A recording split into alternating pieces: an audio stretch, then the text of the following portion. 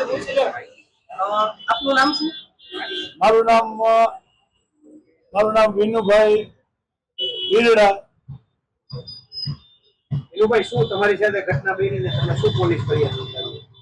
મારી સાથે સાહેબ એવી ઘટના બની છે કે મારા દીકરાને વિજય મકવાણા અને ભાવેશ મકવાણા બે ચકેડામાં ફેરવી અને એમ કે છે તમારે 10 કરોડ રૂપિયા આપવાના. હવે સાહેબ મારી પોઝિશન એવી નથી હું એ લોકોને 10 કરોડ આપી શકું.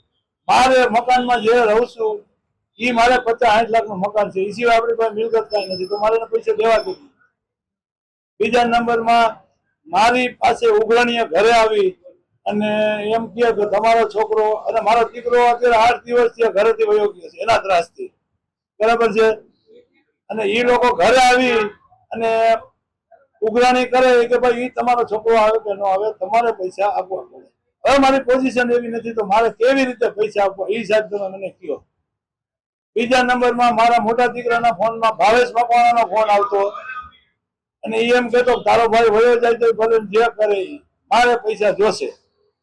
એટલે મારા દીકરાને એવું કીધું કે મને આ બાબતમાં ફોન ન કરતા કે મેં તમારી પાસેથી પૈસા લીધા નથી, મારા ભાઈ લીધા છે, આ તમે ગોતી આવો અને એને મારી નાખો તો મને મંજૂર છે, બરાબર છે. તો પરમ દિવસે કાલાવડ મારો મોટો દીકરો રહ્યો ને એ કાલાવડ રેવન્યુ તલાટીમાં નોકરી કરે છે અને કાલાવડ થી 6 વાગે નોકરી પૂરી કરીને આવતો હતો. વડ વાજડી પાસે હોંડા આડું નાખી અને બે ફાર્મ માર્યો, હાથ ને પગ બે ભાંગી નાખ્યા. અત્યારે હોસ્પિટલ એડમિટ છે. હવે સાહેબ તમે કહો અમારે કેવી રીતે? અને બીજું સાહેબ હું કમિશનર સાહેબને વિનંતી કરું છું અને ગૃહમંત્રીને વિનંતી કરું છું આના ત્રાસમાંથી અમને મુક્ત કરાવો. કેટલા રૂપિયા વ્યાજે લીધા હતા? વ્યાજે લીધા આ લોકો એમ કે છે કે 1 કરોડ લીધા હતા, બરાબર છે, અને 10 કરોડ કર્યા. અત્યારે 10 કરોડ માંગે છે અને ભાવેશ મકવાણા 1 કરોડ ને 80 લાખ માંગે છે. હવે એવી આપણી પોઝિશન સાહેબ નથી, મારે કેવી રીતે દેવા? અને પૈસા દીધા ત્યારે મને એવું નથી કીધું તમારા છોકરાને 5 રૂપિયા આપી છે. મને પૂછ્યું તો હું 5 રૂપિયા દેવા ન દે. અને છોકરો મારો વ્યવસ્થિત છે પણ ચકેડામાં ફસાયો. એ ટ્યુશન ક્લાસ ચલાવે છે, કોઈ રેડિયાર કે એવો છોકરો મારો છે નહીં, રગડું નથી સાહેબ, બરાબર છે. ભાવેશ મકવાણા એટલે કોણ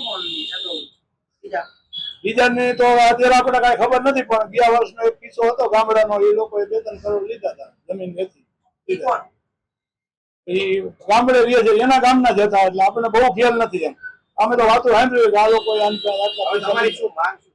મારી માંગ સાહેબ એક જ છે કે આના ત્રાસમાંથી અમને મુક્ત કરાવો, બીજું કઈ નહીં. મારા દીકરાનો કઈ હતો પતો નથી. અને એક હજી હોસ્પિટલમાં 4 ઊંધે માથે પડ્યો, હાથ ને પગ બે ભાંગી નાખ્યા છે. શું કરવાનું? માણસો દ્વારા ભંગાવી નાખ્યા. એ સિવાય કોઈ બીજો રસ્તો ના. અમારે સુસાઇડ કરવાની, ઘર આખાને શું કરવાનું? અમારા પરિવાર ઉપર એટલું જોખમ છે અત્યારે, તો અમે ડેરી બહાર નીકળતા નથી.